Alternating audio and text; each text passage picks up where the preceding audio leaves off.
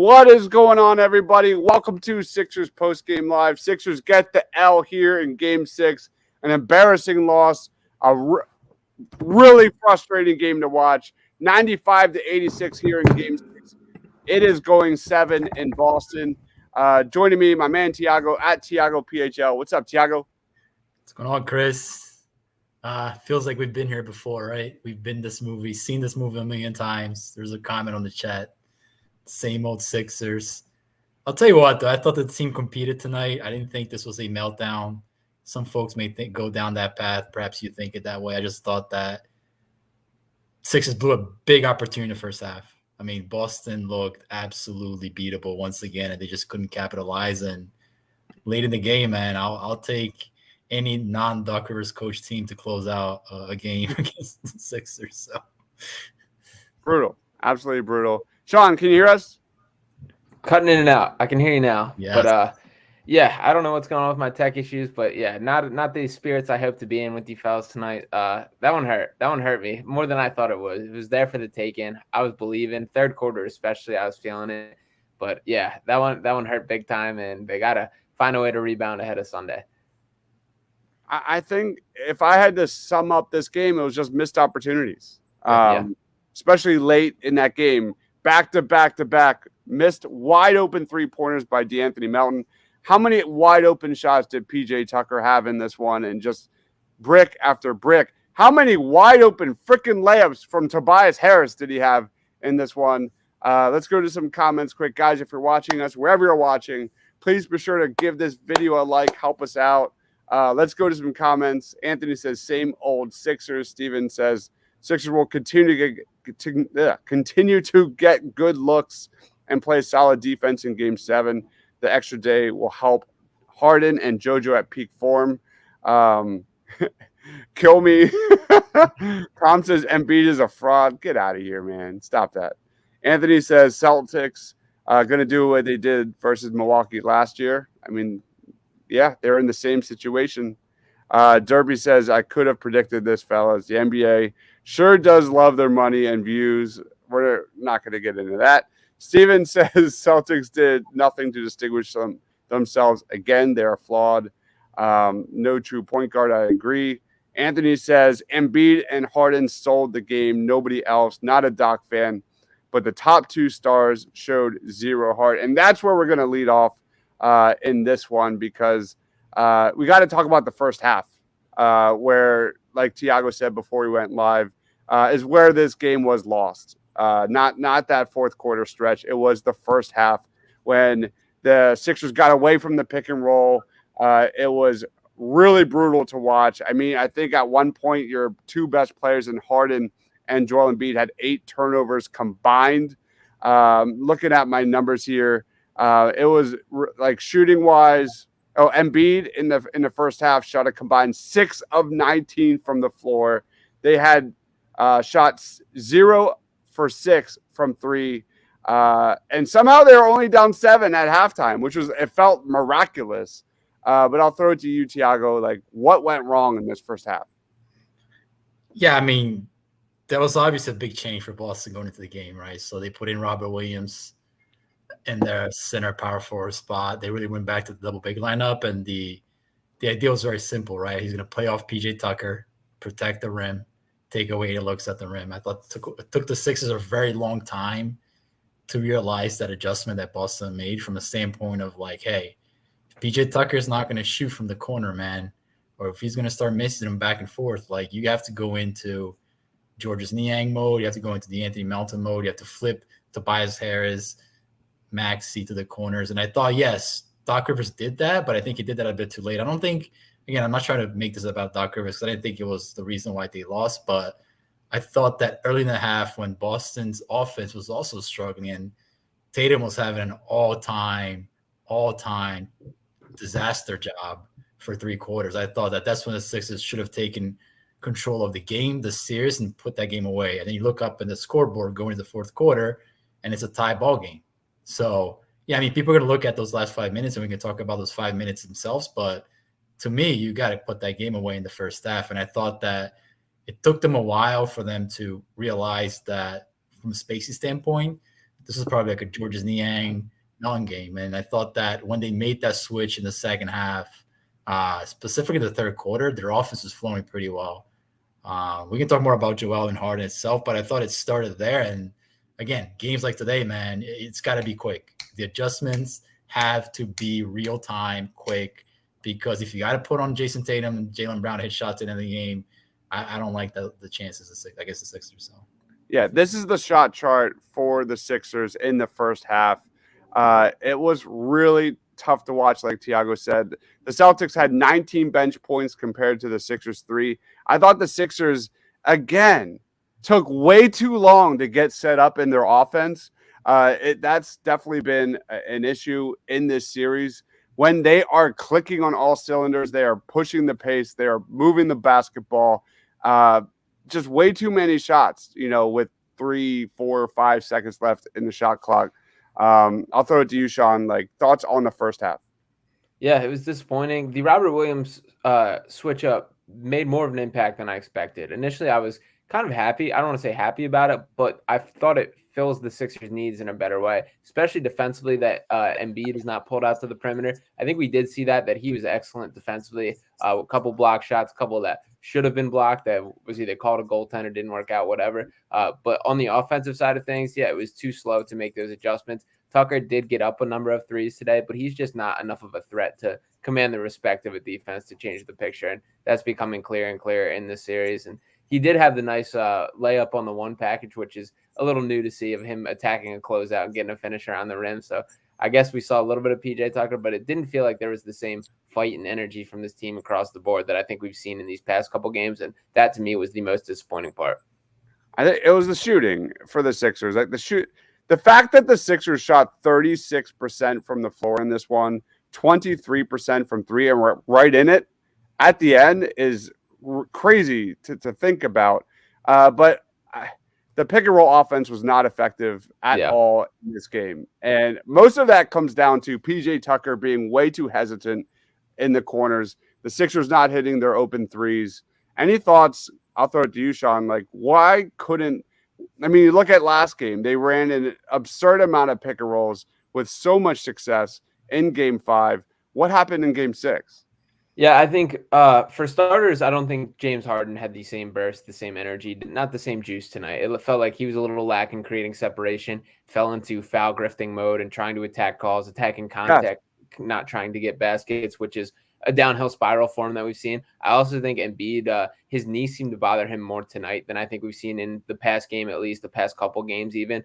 Felt like he wasn't in attack mode as much. There were a couple opportunities where he had matchups with Al Horford in one-on-one situations and just didn't attack it in the way that I wish he would and believe he can capitalize on. So that was frustrating. I still don't think it's a Horford thing bothering him. I think it's Embiid not taking those matchups and not attacking them in the proper way. So it was a lot of it felt like just a lack of inability or desire to go at guys. And that was frustrating from both those guys. The Harden foul thing is a real issue. And whenever we see him flip into that mindset of like getting to the free throw line rather than score baskets, it's a problem. And I think he was fully in that tonight. And we saw that down to the end. So much, like when he's foul baiting and, looking to get fouled or to the free throw line instead of being aggressive and looking for a shot, man, he's a completely different player. Yeah. Tiago, any thoughts on the pick and roll offense and why we didn't see any effectiveness of it?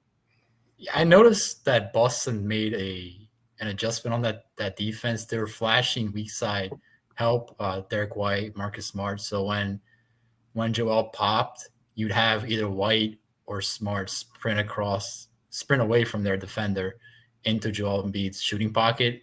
And they were able to create a couple turnovers off that. I don't think Joel was expecting that help defense to come. So I think that was something that Boston saw on tape, and they made it uncomfortable to the Sixers to run their pick and roll. Regardless, like when that happens, you still have to figure out a way to get into your offense. I thought the Sixers really made it hard on themselves when they decided to go full Joel Embiid point guard mode. And even sometimes Tyrese Maxey just attacking without any abandon, because what happens a lot of times they would just miss at the rim and just create wide open transition opportunities for Boston. So Philly's best run tonight came with James Harden in the third quarter, going back to their just doing point guard stuff and the Sixers closed an 8-point deficit to a 4 or 5 point lead in a matter of like 3 to 4 minutes. But again, in the fourth quarter, they just go away from that so easily, man. It is unbelievable how they lack structure offensively late in games. It's something that we've talked about here a million times. It happened again tonight. They lose just structure. There's no way to put it. Like their offense just gravitates towards something more isolation, me ball versus anything else. And I think that's one of the reasons why they lost tonight. We've said it so many times on this post-game show that like when the Sixers are just focused on running their offense through Joel Embiid, and no disrespect to Joel Embiid, who's absolutely terrific, but the ball needs to go through Harden. The offense looks significantly better when they're moving the basketball, running those pick and roll. By the way, thanks for the donation, Mr. Rudy Poo, one of our locals here, saying it's the same crap every year, fellas. Only one denominator. Team will never succeed with a post-up center. Maxi's team, we're going to talk about Tyrese Maxey next because where would this team be without Tyrese freaking Maxey, who was sensational from start to finish? Also had some solid defense, and we'll get to that too. Any other comments on that, guys, before we go to Maxey? I got to get a little Tobias Harris rant out real quick. 2 points in 42 minutes, including like a ton of really good looks. Like I'm talking open in transition, attacking the basket. You can't ask for better looks. And like the pressure has been so far off of Tobias at this point. Like everyone has overlooked the contract thing at this point. It's like you just got to do your job, play simple, make the right reads. It's pretty clear cut what he just has to do, and it's got to be more. I get it. He was good defensively. He had a couple really good moments on that side of the ball, but there's just got to be a little more offensively. Like you just got to literally finish bunnies, and I'm pretty satisfied with it right now, or have a couple catch and shoot opportunities that you let fly. They needed somebody else. They needed a little more juice from somebody. Tobias Harris was a prime candidate for that, and I'm pretty frustrated by his game. This loss isn't on him by any means, but like a little more out of him would have absolutely changed his game. Yeah, I just want to make one point of that because I'm a Tobias Harris fan. I appreciate his game. I think he's a good player. I think he's a huge locker room presence for the team. The Sixers get eliminated against Boston. That's got to be the first shoe to drop. Daryl Morey needs to move that contract like ASAP. It's just the way it's got to be, man. I mean, you can't have that type of production. This is like Ben Simmons level offensive production with the contract. I mean, it seems like we're doing the same movie again, right? And it's past time that the GM gets a little more serious about this contract. And I understand there's probably some locker room dynamics at play and why he doesn't want to move away from Tobias. But in a game like tonight, man, you can't have your high-paid player scoring 2 points. You just can't have that, or you're not going to win. It's simple as that. Yep. Some comments real quick. We've got a lot of them, guys. Keep them coming. Then we're going to talk about Tyrese Maxey and how he was so effective in this one. Steven says Celtics are going to do what the Sixers did against the Hawks. Joe says, why shoot threes when wide open Embiid and Harden? So, okay. Why shoot threes when open two? I guess he's saying there's some open twos to be had. I think he's talking about the driving kicks, maybe, when maybe Harden has an open floater. I don't know. Any thoughts on that? I mean, some of this is the nature of building around how the Sixers do. Like Joel Embiid changed. The Celtics have very clearly made their offense that they want to get off as many threes as possible. That's pretty much what they're running. The Sixers aren't really constructed that way, and we're gonna have to live and die with mid ranges with Joel and with Harden even working into that and attacking the rim. So there is a difference in like the construction of these teams. I thought for the most part, even tonight, it definitely was better in Game 5. But even tonight, I thought the Sixers did a pretty good job chasing the Celtics off the 3-pointer. It's this battle with analytics versus like hoops at this point. Is if you want to look at the numbers, like you're going to get more value shooting 3-pointers. It's pretty simple. 3 points worth more than 2. So there is that little battle amongst the game. And it's been an interesting clash of styles with that in this series. Yeah. When we go to our next topic, I'm going to look at what they shot in the corners because it had to be really bad. Really bad. The Sixers couldn't hit anything from the corners tonight. Yeah, I have that number right in front of me right now, Chris. You know what that number is? Oh, God. What is it? It's 35%, which is 46th percentile according to Clean the Glass.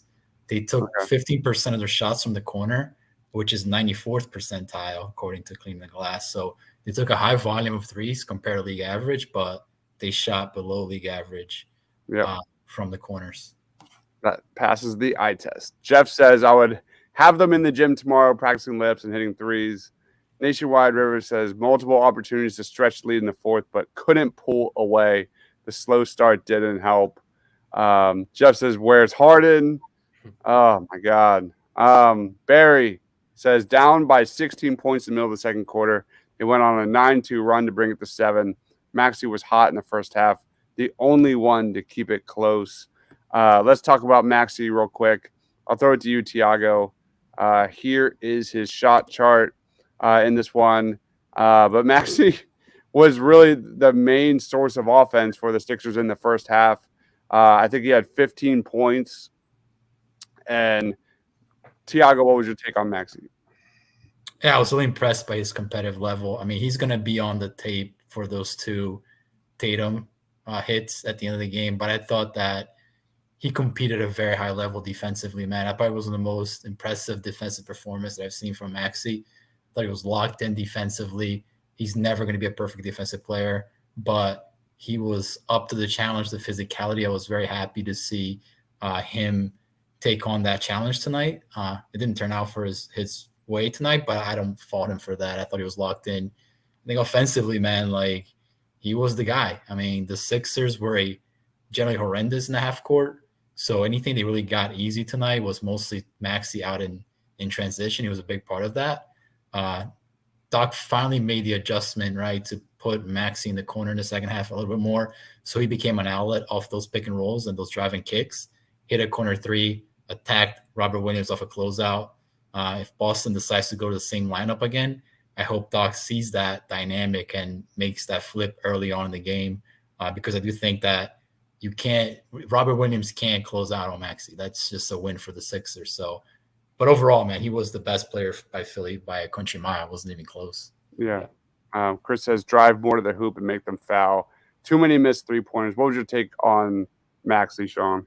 Yeah, I was super impressed with Tyrese Maxey, and we see him growing up in front of our eyes in this series. Looking at the first couple games of this series, I don't want to say I thought he was lost for the series, but it was kind of one of those, like, I don't know if we're going to be able to rely on him. Like, maybe this moment's a little too big, and this is a matchup that he can't quite handle. He has answered in flying colors that he is ready for this moment. And between Game 5 and Game 6, he's been up there with their most productive player on the Sixers. Tonight specifically, he was a spark that they needed. He took control. And defensively, he's just miles better than he was when he entered the NBA. That was what held him back from getting significant minutes through the early parts of his career. He is up there, at least an average defender at this point, a guy that can hold up. Like, he no longer can be switched on. I get, like, when he's switched on Jason Tatum, Tatum's still going to get his. He's way bigger and a very good shot maker across the NBA. So there's things that he's still going to struggle with it. But I'm very impressed. A couple of the steals and the pocket picks. He had 3 steals tonight. One of them was huge in the first quarter where he took it, a pick 6, took it the distance and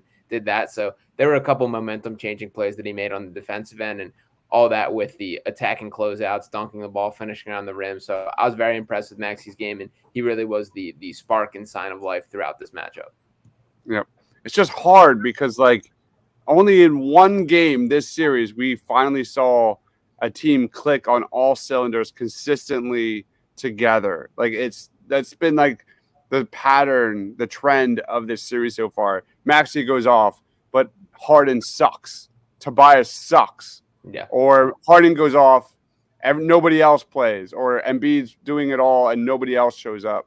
That's been the given trend. Derek says, disgusted, most embarrassing coaching of 2023, up 2 and try for a bunch of threes. What was Doc thinking? JoJo played the paint scared. He's stronger than you think he is. Any take on Doc's coaching today? I thought that there was quality shots throughout the game in this one. They just could not hit anything. Any thoughts? I didn't see that as a Doc game loss tonight. I don't know. Maybe you guys saw it differently. Like I said, he could have gone to that adjustment on PJ Tucker a little bit earlier. But I thought overall he had understanding of what they needed to accomplish offensively. And he got to the looks they wanted. But you need your players to deliver. When it comes to like Joel Embiid, I mean, the guy does not look like he has the same stamina late in games, man. Like just the way that it is, and I don't think that is a knock on his conditioning like in the past, because in the past he did look he was out of shape. One of the things that he's asked to do for this team, because the perimeter defense is not very good, man, he's got to do a ton defensively. I mean, he's making plays at the rim defensively on almost every possession in the fourth quarter. And that will absolutely zap your legs at the end of the game. This should not be an excuse for Joel Embiid. Joel Embiid is an MVP type player. He should still be able to deliver on the score sheet. But I don't see it as being scared, don't want the big moment. I think Joe has proven over time that he wants the big moment, but like every star player, you need help. You can't do it alone. So it falls on Harden, Maxey, and specifically Tobias Harris to also deliver. So, Yep. Barry says if Doc is not going to use Paul Reed at the 4, Daniel House seems like a better option. How many minutes did we see from Daniel House? Not a lot. 7 minutes. 7 minutes in this one. And Paul Reed played 5. I feel like Paul Reed's minutes are getting less and less in this, which makes sense because, in such a crucial moment, I think, Joel Embiid only had like 2 minutes rest between the third and fourth quarters. He was in this game with 10.5 minutes remaining. Tobias, 42 minutes and 2 points. All right. That's unacceptable, man. I mean, we got on Ben Simmons for that stuff when he was doing this stuff here. That's my brother, by the way. So good job. Yep. And across the board, Harris 1 for 7 from the field, 0 for 1 from 3. You got to give more than that. You got to try more than that. And it's not even like he had 6 rebounds, 3 assists. You're out there for so long. You just got to give a little more. Give me a little something here. Yep. The Tobias bunny misses half the stop. Yeah. He reminded me a bit of Robert Covington. There was a stretch where he had back-to-back shots right at the rim and just bricked them both. It was really ugly. Kamar's in the house. What's going on? Says, I'm usually against negativity, but I hope the Sixers get bullied into blowing the Celtics out. Next game, we'll see, man. It's going to be a fight. Melton missed 4 3-pointers in a row. That stretch, that was a crucial stretch where I think he missed back-to-back 3-pointers. And they're wide open. Open shots. He really missed them too. It wasn't like just missed or just off the rim. They were not even close, any of them. Yeah, Chris, the Sixers got a abnormally high shooting season for Melton. Melton was benched last year in Memphis for not hitting shots. Yeah. So I think in the playoffs. So fans have this expectation now Melton's a sharpshooter, and he had a very good shooting season this year, but he's not that player. So it was just a wake-up call for us to expect Melton to hit those shots consistently. Yeah, Kumar says, did Joel come back in the fourth quarter early? Yes, he did. And I think we saw he had no lift in the paint at all at the end of this game. 0 lift, which is explainable. He's playing hurt. Jeff says Sixers got outscored 14-3 in the last 4 minutes. Tatum had 12 points. I think it was 4 or 5 from 3 in the fourth quarter, man. Joe says flat out choke, disgraceful. Again, the bench didn't deliver except the 2 Niang threes. Yeah, that one Niang 3 was humongous. Yeah. If Embiid and Harden do their damn jobs, they win. It's as simple as that, and I could not agree anymore. Alphas need to carry you to victories. They need to carry you to the Eastern or Western Conference Finals, and it didn't happen tonight. Let's talk about Joel Embiid. Let me get a shot chart up. I'll throw it to you, Sean, first. Embiid finished with 26 points, 9 and 19 shooting, 10 boards. He did have 3 blocks. Again, you can't speak enough about how many shots he alters and contests inside the paint. But he struggled in this one. There it is. It was not the best Embiid game. What was your thoughts?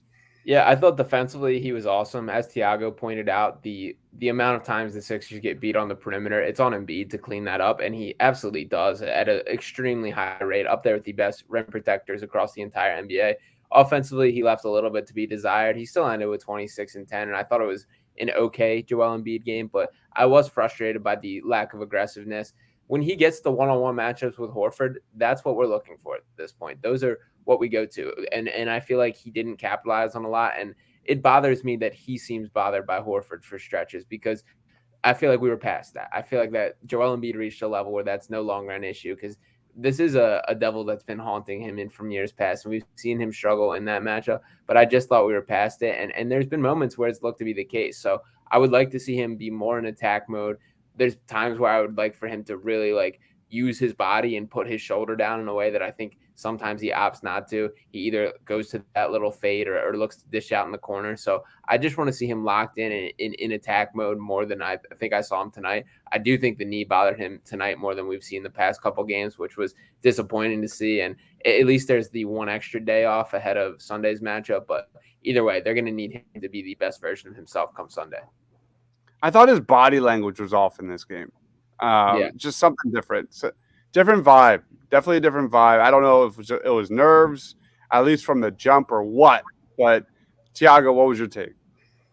Yeah, I mean, I said a lot about Embiid, specifically defensively. Like, I'll say this, and I'll go like full boomer mode right now, because I do believe the fact that Joel Embiid has grown his game out has made him almost an unstoppable player. But there are moments in the game, man, where you just got to get down low and just bully somebody into the basket. Yeah. It's just the way it's got to be, man. And I think that part of Embiid's development has been him falling in love with being almost like a Kobe Bryant type scorer. He wants to be that perimeter threat. That guy's going to shoot the fadeaway. He's going to shoot the dribble drive, pull up. And, man, that's all good and great, man. That definitely opens up your game and makes you an unstoppable force. But 3 minutes left in the game, and muster up the energy, get down low, and just elbow somebody in the face and get a bucket, man. You don't see that from Joel late in games. So I think that, the Sixers can definitely help him. They can get him in those positions, get him in those looks as well. But ultimately, it's on Joel just to carve up that space in the post and be like an old school Shaq type scorer. I mean, I don't think that's a viable way to go 48 minutes, but all you need is 1 or 2 buckets late in games, and you win the game. And that's, if you're telling me what's the most reliable best scoring play the Sixers have in their arsenal, in my opinion, still is Joel Embiid bullying somebody into the rim. I mean, that to me is like their bread and butter. So, I mean, you like to see that, but I think a lot plays into that, right? So the knee, the conditioning, not the conditioning, but the fact that he's just tired, and overall, just the whole load that he has to carry for this team, specifically defensively, goes against that. But he's still got one more chance, man. I have faith that he's going to put something together at Game 7. Or else, I'll be honest, I'll be disappointed, man. I think that, as an MVP type player, man, you got to deliver past these series. And if he doesn't do it, I think that's going to be a negative check mark on his record for sure. Yep. Mr. Rudy Poo says Embiid is a fraud. No, that's not true. That's just going now we're just going way out in left field. Mm-hmm. Nationwide Rivers says Embiid refuses to go up strong under the basket. Barry says Embiid needs to play bully ball, like Sean said. Tom says Embiid is soft. Embiid is too much finesse. Absolutely no Mamba mentality. Man, we are. We're down. We are. It is a rough post game. There's even one comment saying, for Mr. Rudy Poo, my man says we have to blow this. We still got a Game 7 here. We still got. This series is not over yet. We got one more game to play. Blow it up before Game 7. Just put up the backups in Game 7. Barry says you did see Embiid show up late in games, but the injury, the conditioning, because of the missed 2 weeks, is affecting his game. He played a lot of minutes. How many minutes did he play in this one, man? 41. 41. And unfortunately, I don't know if he's that kind of player. He's just not. Tom says Sixers play better without Embiid. But you got to win with Embiid. It's not going to change. Bill says Embiid better realize he's the only MVP in NBA history to not make it out of the second round. And here we go. Let's talk about James Harden. Let's get real down. Because this was an atrocious first half from James Harden. There is his shot chart. I thought he was just foul baiting all game long rather than being aggressive. Outside of that one drive to the basket where he dunked it, which I think was his second dunk of the season, which is hilarious. He was just soft. I don't like his. I didn't like his mindset.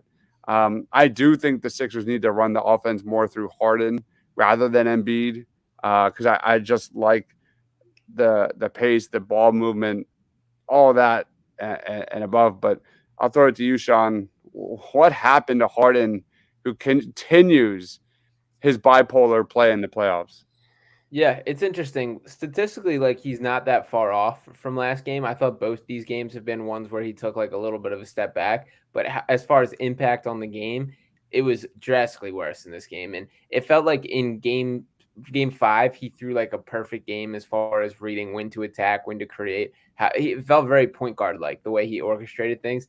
Today, it felt like he was more disinterested and more not as locked in and in control of things. And I think the foul graph thing's a big part of it, that it looked like he was in that mindset of let me get to the line, not let me score the basketball. And we've seen that in him through for stretches this year. So that has to change. And the pick and roll, I'm still trying to put my finger on why exactly it didn't work. I'm probably going to have to go back and see what Boston did exactly coverage-wise, if there's anything that changed it up. But that should be the bread and butter.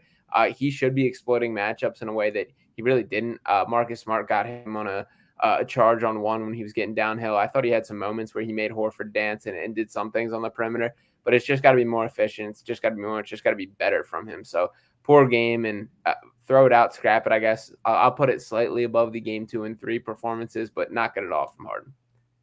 Cool. Comment of the night. This means Harden is going to go for 40 next game. Thiago, what's your take on Harden? Yeah, I wouldn't bank on that. If I had money to bet, I would bet the under on that 40 number. I think Boston's going to be very keen on shutting him down. I just don't understand how this guy can. I mean, you watch game 4, he's hitting contested off balance mid-range floaters with the shot clock expiring, right? Like it's just a preseason game. And then a game like tonight, he would get in mid-range and literally not pull up from 12 feet, or just, stop, hold on to the ball and look for a pass to the next guy with like 5 seconds left in the shot clock. I think that Harden kind of knows that he just can't go to that well every single night because his body probably no longer allows him to do that, which is not conducive for the Sixers to sign this guy to a contract extension. You need more reliability from your point guard from that regard. But having said that, man, all we're asking is just like for one closeout quarter. Again, like Embiid, he played poorly for 3 quarters. Muster the energy with 6 minutes left in the game. Put the ball in your hands and attack Boston's defense. And just his hesitancy towards doing that with everything at stake, man. Like, it's not only the season, right? But it's also your legacy. I mean, James Harden is known for a guy who has come up short more often than not in the postseason, perhaps a little bit unfairly because he's had some great postseason moments, but this is a great opportunity for James Harden to put a little bit of an end to that narrative, and he just did not seem to really care. I think he cares about winning, obviously, but like that doesn't seem to register. I think a lot of players in that moment would be like, hey, this is now my time to shine. And he just doesn't have that killer instinct. He just doesn't have it. Like Embiid and Harden don't seem to have that killer instinct. So again, they both have one more chance, man. Game 7, but I am not betting the 40 points on James Harden. Yeah. All right. Mr. Rudy Poo says this team sucks all the enjoyment out of my life. Do you remember the James Harden slam dunk? I talked about that. What's everyone's prediction for Game 7 at Boston? Thanks for the donation, Bill. Thank you so much. All right, let's reframe it like this: 0 out of 10, 10 being super confident, 0 being zero confidence. What's your confidence level for the Sixers getting a W in Boston for a 3rd time in Game 7, Sean? This loss ripped me up a little more than I expected. I went into this game with kind of I wouldn't have been shocked if Boston won the game, but the way things played out and the way it was there for the taking, this one hurts. So that's definitely knocked it down a couple pegs. if I got to put a number on it, I'm throwing it right at 5. I think this is going to be a straight up coin flip game. If the Sixers play their best basketball, they absolutely can win it. But if Boston plays their best basketball, I don't know if the Sixers can beat them. So it does depend on which versions of these two teams show up. We need Embiid and Harden to have that killer instinct, to have those legacy moments for both of them. But yeah, tonight it felt like it was there for the taking, and I'm worried that we might look back to regret this one big time. Tiago. Yeah, man, it is a tough answer to give because Boston looks so beatable, man. Yeah. I think the Sixers are going to regret this moment, perhaps more than any series between Atlanta and Miami, the 2 choke jobs. This one, they're going to look back if they don't win the series and be like, wow, we missed a massive opportunity. So I think from Boston's ability to beat the Sixers head on, I'm pretty confident the Sixers show up, they can pull it out. But again, like you just need your star players to show out. So I'm gonna give it like a 4.